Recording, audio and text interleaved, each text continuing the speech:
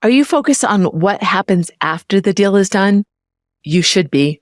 I'll tell you more. Stay right where you are. Negotiations don't just happen in the boardroom. They happen in everyday life. I'm Susie Tomenchok, expert negotiator, author, and TEDx speaker. I'm glad you're here. I'm going to show you the art of negotiation without manipulation so you can level up, know your worth, and adopt a negotiator mindset. Let's go. Hey, welcome. I'm Susie. I'm so glad you made the choice to be here today. The best part of a negotiation is what happens after. And it's all about the relationship. That's what it's all about. And it's so obvious, but it gives so much power when you really focus on what is the long game. What is the whole point? It's not the short game. I have certainly seen people fighting to the bitter end to get what they want and really digging their heels in. And what happens is so often that if you focus on the short gain, the long-term relationship is going to really dwindle and there's going to be a lot of resentment. So it's important to think about what is next. That relationship is paramount. When I think about the evolution of negotiation, in the 70s when negotiation really started to be a strategy that was talked about by law school students when they were talking about the win-lose and how important it was to get the edge, to really think about it. And that's really where negotiation started when you think about the legal aspect of the business. And then in the 80s, it started coming up in business schools and it started realizing that win-win. And you heard that talked about more because that was really what it was all about is in a business negotiation. Yes, you have the legal components that go with it. It's important that you make sure that everything's ticked and tied and you have all of the right things in place. But I remember when I was working in an executive role and we were doing contracts that were long-term, my boss's boss used to always tell me at the end of the day, people, hopefully you don't even have to look back on the contract because that's only when things go wrong. It's all about the relationship.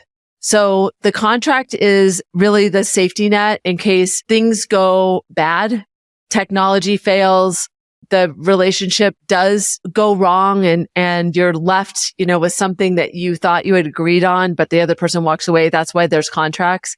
But really, his message to me was don't manage the clients based on the contract. File the contract away and manage the relationship ongoing because I was responsible for that as well. Manage the relationship. Keep them happy. Be thoughtful around how do you continue to deliver. That's what's really important is being relationship based. And that starts with the negotiation from the very onset. It's the first conversations where you anchor ideas, where you anchor numbers. That is building the relationship. And it's all about a trusted relationship. So the negotiation starts before the negotiation starts because it's all about people. The negotiation doesn't end when the contract is signed.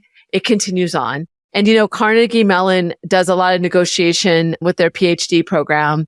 And I remember reading Linda Babcock's book about the differences in negotiation between men and women. And they talked about that in their PhD program, they had people go to every place that you could possibly negotiate, whether it's at the grocery store, just asking for a little bit more than what was advertised, in the deli, asking for an additional side.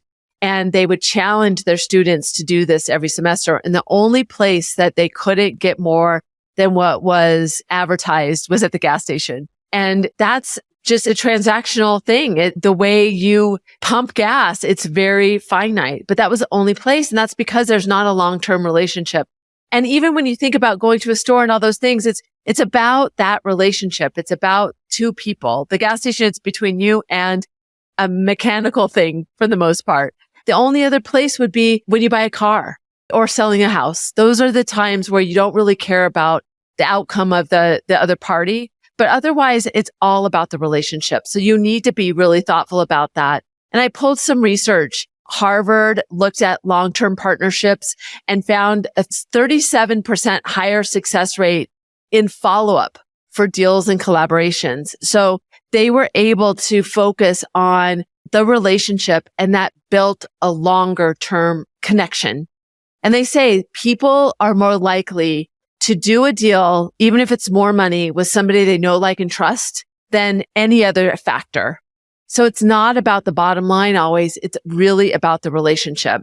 Trust and social capital in long-term business is what is really focusing on that post-deal relationship. And it increases that trust and that loyalty. It's not about just getting the deal done. It's about, what are you building together? It's such a great frame because it allows those things that get in our way, the apprehension. What if they say no? That game going back and forth. If we broaden our view and look at it from the long-term gain, then we're more able to pick the words that we need to really show that collaboration. We consider the interests of the other party, not just when they're at the table, but what are their interests moving forward? That gives us more of a language, that gives us more leverage to pull from, to say, well, this is really an important factor. I don't think you should focus so much on this. Let's look at it more broadly. Longer term, this is what's important to you. So when you consider the other side, zoom out and see you both in the picture, you are able to allow yourself to pull from some things that could be important to the other side and really be thoughtful about putting together a deal that is going to work for you, but also for the other party. It's not about an equal win-win, but it's about making everybody feel like they got what they needed. I'll share some context to this and get you to think about, what do you need to stop doing if you're looking at it in a finite way instead of at a zoomed out abundance way. So stay right where you are.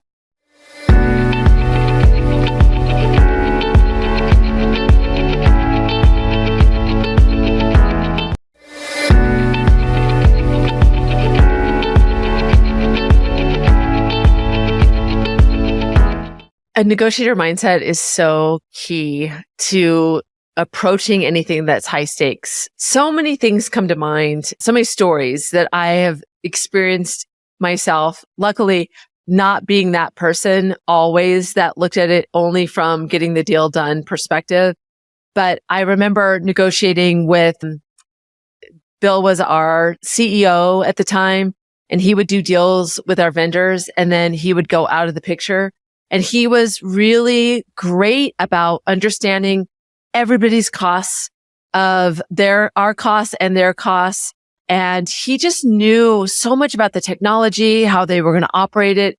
He knew so much that he was able to use a lot of that to really manipulate the deal and get under their cost, because he would use just different outrageous things. Like, he would talk about the long-term relationship that they would gain by doing this one deal, which was kind of fictitious, to be honest, not the best way of doing it. But he would just look at what it took, whatever it took to get the deal done.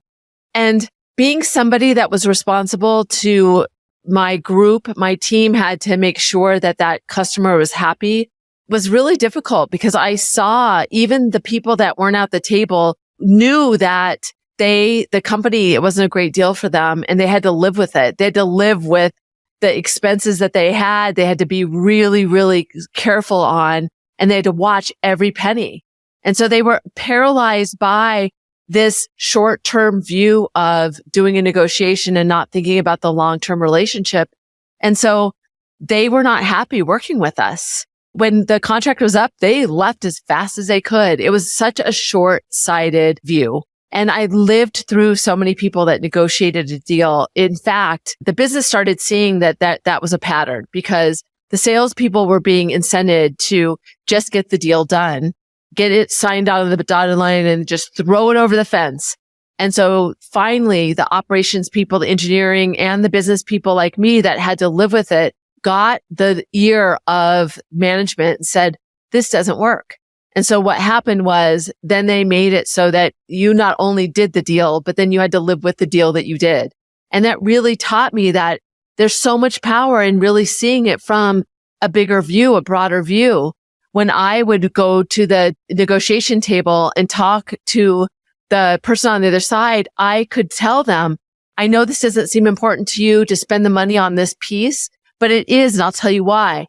I've seen success, and here's the broader picture. It allowed me to set the scene in a way that really illustrated to the other side the importance of why they need to make decisions right now that would affect in a positive way their future teams and everything. So I saw that so often. I also see as I coach people, when people have to have a difficult conversation with somebody that works for them, they often focus on that very set appointment that they have to have that difficult, quote unquote, conversation. So often there's been more than one thing that they have to point to. So over time, it's like they've been living with this person that is not meeting expectations.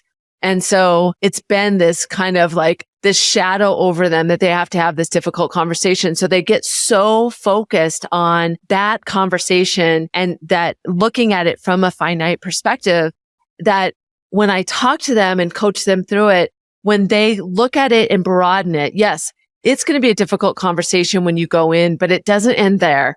You want them to be successful as they move forward. So you have to do that whole thing of zooming out and helping them see the future. So instead of only focusing on, you did this wrong, this is what I observed, this is what's wrong, you say, you're not meeting expectations. Let's look toward the future. Tell me what you see. What are you going to do different? And that shows that investment in that person. It doesn't stop at the conversation. It's not a one and done and then you just turn the page. When you think about it more broadly and really consider the relationship after the conversation, it gives you more liberation to have a broader conversation. And when we look at it like that, it allows us a lot less anxiety. It allows us to zoom it out so we can zoom it out for the other person. So when I think about what to stop doing, I think about stop assuming that it's this one time. Don't look at a negotiation as signing a contract, getting the deal. A difficult conversation is it's an event that I have to do and everything's going to change after them. In leadership, you're with that person to make sure their success is long-term. So it's not a one and done. In a negotiation, whether you're asking for a new role and you're negotiating a new role, you still have to live with the people that are going to give that to you. I'm not saying that you don't put your interests in mind, but when you consider what's important to them and the longevity of the relationship, it gives you more context to get what you want, to give your context to why it's important to pay you more. And to use as an example, you can help them see the future state. That can help them get to a yes because they aren't just looking at what you're asking for now. They can see the application of it moving forward. You can give them more context when you look beyond that contract, that conversation, that one transaction. The relationship's everything. Unless you're buying a car or a house, there's very few times when the relationship is not paramount to a negotiation. So I want you to stop thinking about a situation in just that transaction. Just let that go. Start broadening your view, zoom out and see it as a bigger thing. That will enable you to find some creativity, some ideas, some points of leverage that you can use that you'll understand that they may use. So broaden it and understand that it is all about the relationship. I'll give you some tips that you can start doing when we come back.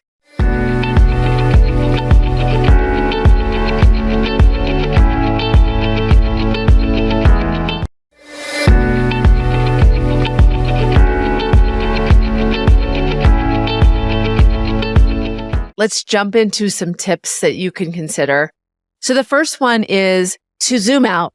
Think about the negotiation as a broader conversation. View it not just in that conversation, signing the bottom line. How is the relationship going to look? That will help you in the moment to identify that visual that you want them to see. It'll get you to assign your value higher because you can show and illustrate through your experience how the future state will look. So zooming out and making sure that you're not just focused on that situation. When it's high stakes, we're just looking at this one thing. In a negotiation for more salary, we think about the number. Is this number the right number? But there's so many other factors to it. It's the 401k that comes with it. It's other development incentives. It's the boss that you're working for. There's a lot of other things to look at that goes beyond that one factor. When you're focused on that one factor, when other things are introduced, you'll be surprised. And you're not able to really illustrate the point if you're only looking at it from that situation that's important to you. It allows you to see it broader. So that's the first thing, is really seeing it from a zoomed out perspective and not just that occasion, especially when it's high stakes. We just want to get it done and get out. You need to look at it broader. The second one is to follow up with great value. And whether it's you got the job and you want to reiterate that, don't just send a thank you note. Tell them about enjoying the process, what you learned, how you're going to invest. People, when they make a deal, even if they're like, oh, I gave them more than I wanted to, having that kind of follow-up will make them feel better as well. So do something above and beyond. If it's a new deal and now if you have a new customer, really spend time thinking about, how do I touch base with them, let them know I have their back, and make sure that you're continuing that trusted relationship. If it's a difficult conversation, don't be afraid to circle back and say, we had that conversation a week ago. How is it going for you? What have you noticed? What have you shifted? Tell me more. And if you've observed something different, make sure you come back. You want to have those regular touch points, because then you're continuing to build that trust. You're building that relationship, and it makes those next conversations, whether it's you need to adjust the contract, there has been a little bit of a flub in terms of somebody's role and their responsibilities and living up to that. It makes it easier when you continue to invest in that relationship. And then the last one is to be a connector. How can you show that you're not just invested in them in this situation, but how can you make them better by, whether it's your employee and somebody else that might be a great mentor to them? How do you show additional investment in them? Whether it's the deal and the new client that you have, take a few moments to think about who else would benefit in knowing them or for them to know. How can you be a connector and provide additional value to that person? Just going through the motions of doing that really shows and illustrates that you're thinking beyond yourself, which goes a long way for other people. So think about what you're going to start doing. Where do you limit yourself in terms of these high stakes conversations, high stakes negotiations that you face in not zooming out and looking at the relationship, considering the longer term effects? So the tips that I gave you was making that zoom out, see it from more than just that finite time. Do you need to do that more? Thinking about it more broadly, especially when it's high stakes. We want to just get in and get out. We don't want to take the time to prepare, but just having that perspective can allow you to be more creative in the moment. The second one is, what do you do after that quote unquote deal is done? What are those touch points? What are those follow-up things? And this can look like putting something on your calendar to remind yourself to reach out to that person, to follow up on whatever that deal was, to make sure you show them. And the third thing is, how do you leverage your network or your connections or your experience to help that person or that company? How can you show a proactive approach in giving them more insights or investment or connection that can help them personally or with their business, within their business? So some tips for you to consider of what you're going to start to do. It's important to listen and understand this conceptually, but it's another thing to really put it in action. I want to challenge you to take on a different view, a different perspective as you are adopting a negotiator mindset, to zoom out in a way that you can look at this differently and understand that it is about the relationship and not just the transaction.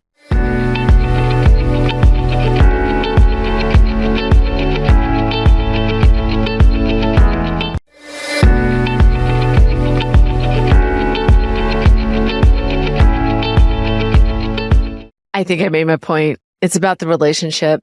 It is. It truly is. A negotiation is about two people getting together. That's why it is so challenging sometimes, because we never know how it's going to go. Every deal is a different conversation because it involves different people. The deal points are a little bit different. The circumstances are always changing. we have our view of it, and we know, and we always assume that that's just the view. We don't think about how the other person views it, but it's all very different. And that's what makes negotiation really challenging, because it's a work in progress. It's something that you have to prepare for and allow yourself to prepare in a way that you can zoom out and see it from a lot of different angles, so that in the moment when you're having the conversation, you don't retreat, you don't soften your position, you stay in it, and you really listen to understand, because that's what's important, is making both parties really feel that they were heard and that they don't just walk away with nothing. Gone are the days of a win-lose. That is just not the way negotiations go. And win-win is also not the right label for a negotiation, but it's okay to say everybody feels like they got something. And could you get more than the other person and feel better about the negotiation? Absolutely. But you don't want to do that at the expense of making the other person feel like you took advantage of them. That is what creates a negative perception of negotiation, that manipulation piece. And when you think about it as the relationship, you do consider the interests of the other party. I know I say it a lot, but when I went to the Harvard course around negotiation and leadership, they said they've seen it time and time again that if you consider the interests of the other party, even for 30 seconds, the group that they have do that, even in made up scenarios, increase the outcomes measurably by just taking that consideration. And to me, that is all about focusing on the relationship. It's seeing it from a broader view. It's allowing you to see, not just zoom into what's important to you, but zoom out to what's important to the other side as well, because it'll give you the ability. And when you are creative and you show that you're going to give up, that rule of reciprocity is true, that allows the other person to feel that connection, that give and take. That's a real aspect of negotiation, is to make the other person feel also objective, so that they can also be creative and think outside the box. That's really the key. So challenge yourself. What are you going to start doing? How are you going to look at it differently, so you really understand in every circumstance it's about the long game and not that interaction? I'm so glad you made the commitment to be here. Run over to negotiationlove.com. I guess click on over to negotiationlove.com. I'm going to start to add to what I talk about here in my newsletter. That'll be coming out next week. So don't miss it, as I talk about that relationship in negotiation and how important it is and paramount to having a great outcome for both parties. So it's go to negotiationlove.com, join the newsletter. I'd love to see you there. And until next time, remember that negotiation is more than a skill. It's a mindset. I appreciate you.